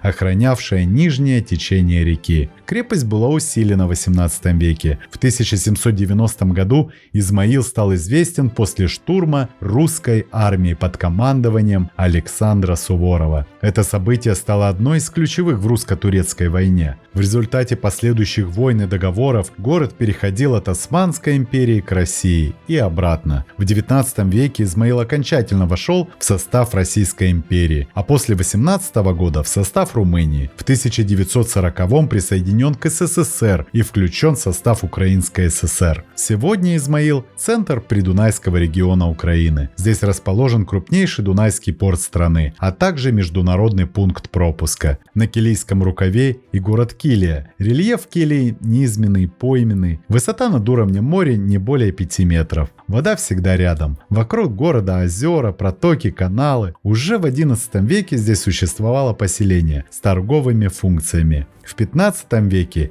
Килия была важным портом Валахии и местом сбора речных пошлин. В 1484 году Килия была захвачена Османской империей. Здесь была построена мощная крепость, части которой сохранились до сих пор. Во время турецкого владычества город был гарнизонным и портовым пунктом, контролировавшим вход в Дунай. А современная Килия – это портовый и сельскохозяйственный центр, специализирующийся на рыбе, зерне, транспорте и переработке продуктов. Свободное течение воды подобно току жизни. Маршрут непредсказуем, но конечный пункт и исход определен. Ведь сколь ни широка, сколь ни своевольна река, она обречена на то, чтобы раствориться в море или исчезнуть в песках. Устье Дуная – это дельта. Место, где река теряет себя географически, перестает быть рекой в привычном смысле. Она уже не течет, она растекается. Вместо одного русла сотни, вместо одного берега ни одного. Это не берег, это граница между пресным и соленым, твердым и жидким, землей и водой. Дельта Дуная занимает около 4000 квадратных километров. Это не равнина. Это система. Она строится и разрушается одновременно. Река приносит ил, море уносит. Здесь постоянно что-то создается и исчезает. И в этом процессе участвуют растения, рыбы, птицы, бактерии и человек. Воды здесь иногда стоят, иногда текут, но всегда живут. В каждом ерике есть свои законы. Один ерик может быть только для карася, другой для щуки. На третьей весной садятся пеликаны. Над ними цапли, под ними самы, между ними комары, стрекозы, лягушки, мелкие водные растения. В воде над водой и на воде идет постоянная жизнь, подчиненная ритму паводков. Здесь нельзя строить город по правилам суши, он утонет. Поэтому села дельты построены не вдоль улиц, а вдоль каналов. Вместо дорог лодки, вместо тротуаров мостики, вместо огородов насыпи, поднятые на иле. Люди тут не покоряют реку, а живут по ее правилам. Есть на берегах дельты Дуная целый город, который расположен на 70 островах. Их опоясывает 46 километров водных узких и широких каналов. Это Вилково. Это последний населенный пункт на побережье Дуная, перед его впадением в Черное море. Город основан в 1746 году как поселение Липованское, основанное переселенцами, старообрядцами липованами, бежавшими от религиозных преследований в России. Они искали удаленное место, где можно было бы жить замкнуто и по-своему. Дельта Дуная дала им такую возможность. Статус города с 1762 года. Этот город также известен под названием Дунайская Венеция, благодаря многочисленным каналам, прорытым вдоль улиц. Вблизи города расположен Дунайский биосферный заповедник, который создан в 1998 году на базе природного заповедника Дунайские плавни. На момент основания селение располагалось в непосредственной близости от Черного моря. Из-за постоянного выдвижения дельты Дуная расстояние от города до моря по Очаковскому гирлу составляет более 6 километров. Одно время, до 60-х годов прошлого века, лодка являлась более привычным способом передвижения, чем автомобиль. Однако в последнее время много ериков обмелело, некоторые засыпаны полностью. А на другом Дунайском рукаве Сулинском Сулина – самый восточный населенный пункт Румынии. С 19 века Сулинский рукав используется как основной судоходный канал, расширенный и углубленный по указанию Европейской Дунайской комиссии, созданной в 1856 году после Крымской войны. Был построен маяк и навигационные сооружения. Сулина стала международным портом, через который шла торговля между Центральной Европой и Средиземным морем. но одним из первых городов в зоне Дуная считают Гистрию, основанную в середине 7 века до нашей эры на берегу Черноморской лагуны, северная оконечность которой примыкала к дельте реки. Спустя столетия линию берега переформатировало землетрясение, и лагуна стала озером, теперь именуемой Синуэ. Значение маленького города, получившего имя большой реки, постепенно уменьшалось, и когда в эти края пришли римляне, они установили военный лагерь Гальмирис, соленая вода, в нескольких десятках километрах к северу. Гальмирис стал крайней бусинкой римского ожерелья Дуная. Сегодня Гистрия – это не город, а археологическая тень, затерянная среди степей и тростников озера Синуэ. Дельта Дуная лежит на восточноафриканском перелетном пути, по которому птицы летят между Сибирью, Европой и долиной Нила. От грандиозной речной панорамы, от плавней с непуганными цаплями и бакланами, от бесконечных проток и затонов с высоченными шумливыми тростниками захватывает дух. Как захватывает дух везде, где вмешательство человека в природу почти незаметно или незаметно вовсе, где человек не пытается переделать мир по своему представлению, а старается приспособиться к нему, хочет принять во всей сложности и простоте. Весной и осенью здесь останавливаются десятки миллионов птиц. Более 300 видов гнездятся, кормятся или отдыхают в дельте. Здесь находится самая большая колония розовых пеликанов в Европе. Бакланы, обычные хохлаты, массово гнездятся в тростниковых массивах. Цапли, рыжая, серая, белая, повсеместны, в зависимости от сезона. Кряквы, лысухи, кулики, крачки, гуси, аисты, орланы белохвосты в зависимости от сезона. В дельте нет крупных хищников, но много водных и прибрежных млекопитающих. Выдра, главный хищник в системе, обитает в ериках и охотится на рыбу. Енотовидная собака, лисицы, барсуки на берегах и островах. Кабаны и косуля держатся ближе к лесистым участкам и тростникам. Иногда заходят шакалы. В последние годы их численность растет. Много земноводных и пресмыкающихся. Лягушки, жабы, чесночницы, квакши активны в сезон разлива. Черепахи обычны в теплое время года. Ужи, водяные полозы, гадюки обитают в зарослях и поймах. Дельта – это один из крупнейших естественных нерестилищ Европы. Весной, когда Дунай разливается, рыбы заходят в затопленные участки. Там меньше течения, больше корма, мягче условия. Сазан, лещ, линь, судак, щука, сом – массовые виды. Осетровые,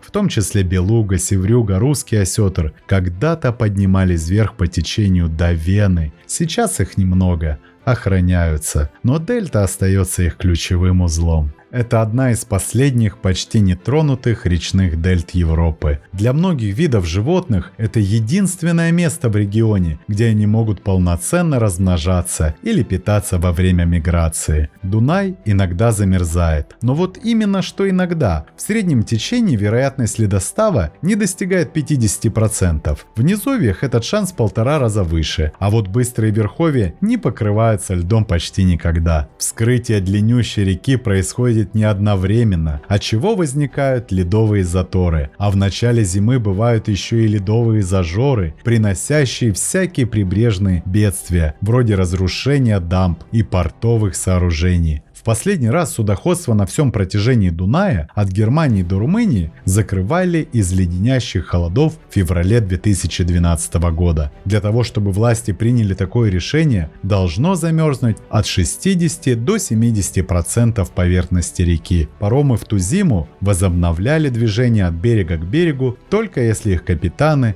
считали погодные условия безопасными для пассажиров. Чтобы Дунай застыл целиком, утверждают синоптики, температура воздуха на всем его протяжении как минимум неделю не должна подниматься выше минус 10 градусов. Дунай – река с сезонным паводком. Весной при таянии снегов в Альпах и Карпатах объем воды возрастает, и на затопляемых равнинах возможны катастрофические разливы. ниже по течению это часто приводит к наводнениям в Венгрии, Сербии, Болгарии и Румынии. Едва ли не каждый придунайский город гордится своими речными ранами. На парапете набережной, на цоколе почтенного здания, на стене кассового павильона станции водных трамваев, на разных видных общественных местах красуются таблицы с метками показателей стихийных бедствий. Подсчитано, что за последние 500 лет Дунай по-серьезному выходил из берегов 45 раз. По-видимому, самое разрушительное в истории Центральной Европы наводнение произошло в 1501 году. Дунай с особой силой выходил из берегов и до, и после 1501 года. 1830-е, 1870-е годы, многократные разрушительные наводнения в Вене, Братиславе, Будапеште из-за отсутствия регулировки русла.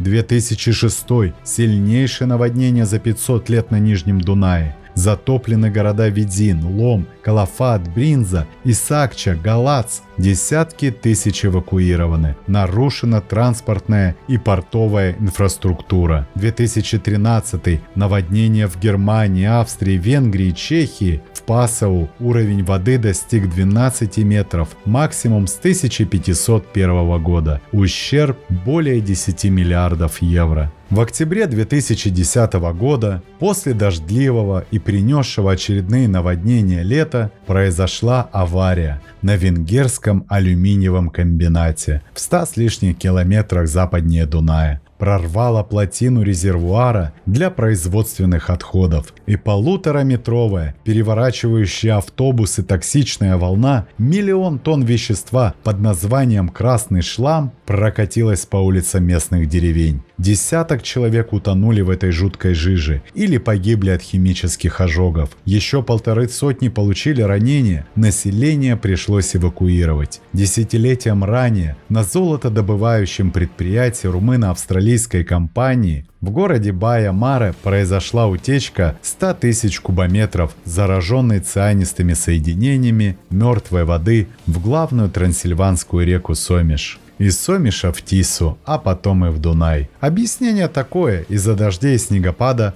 прорвало дамбу отстойника. В Тисе погибло едва ли не все живое. Содержание цианида в Сомише превысило норму в 700 раз, в Дунае в 50.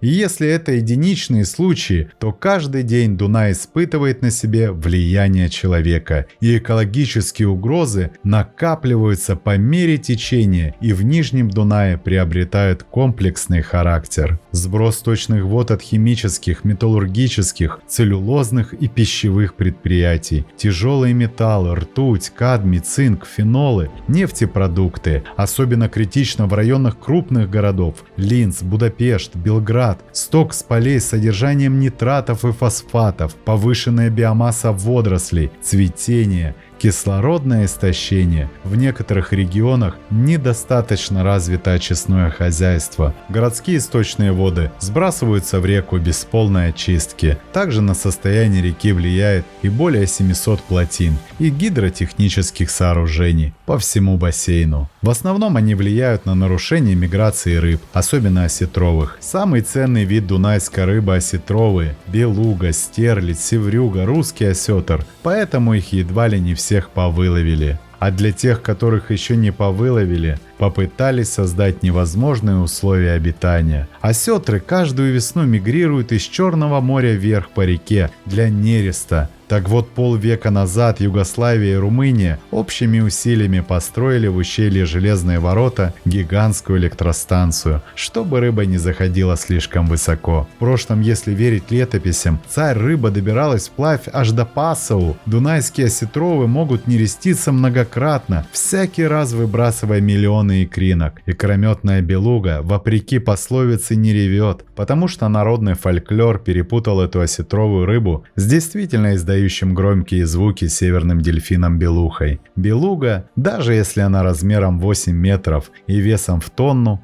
гибнет молча. Вырубают леса, осушают болота, превращают естественные луга в сельскохозяйственные поля или участки под застройку. Это приводит к исчезновению среды обитания диких животных. Экологические проблемы Дуная – это не отдельные случаи, а система давления от Альп до Черного моря. Чтобы река оставалась живой, требуется не только охрана природы в дельте, но и устойчивое управление по всему течению. Река объединяет страны, и ее состояние – результат общего подхода или его отсутствия. Дунай – это не просто река, это структура, связывающая восток и запад Европы, горы и равнины, города и деревни, сушу и море. Он начинается как горный поток, но по мере продвижения становится политической границей, торговым путем, культурным коридором и экологической системой. На своем протяжении в 2850 километров Дунай проходит через 10 стран, объединяя территории с разной историей, языками и религиями. Он служил линией фронта, границей империи, маршрутом зерна, вина и людей. Его берега – это череда римских крепостей, средневековых городов, портов и устьевых деревень, каждая из которых существует в зависимости от воды. Географически Дунай – ось Центральной Европы, по которой строились дороги, прокладывались каналы, формировалась экономика. Он соединяет Альпы с Карпатами, Балканы с равнинами Паннонии, а в дельте открывается к Черному морю, откуда путь ведет в Средиземноморье и далее. Исторически Дунай – зеркало Европы. Через него шли армии и караваны, но также идеи, язык и обычаи. На его берегах возникали города от Вены до Белграда, от Братиславы до Измаила. Сегодня он остается основой международного сотрудничества, природной охраны и логистики. Дунай нельзя зафиксировать одним словом. Он не принадлежит одной культуре, одному народу, одному пейзажу. Он принадлежит течению, времени и тем, кто умеет жить у воды. Смотрим, слушаем, записываем, подписываемся. Не забываем ставить лайки и делиться этим видео с друзьями. Это очень помогает продвижению. С вами канал Планета Земля.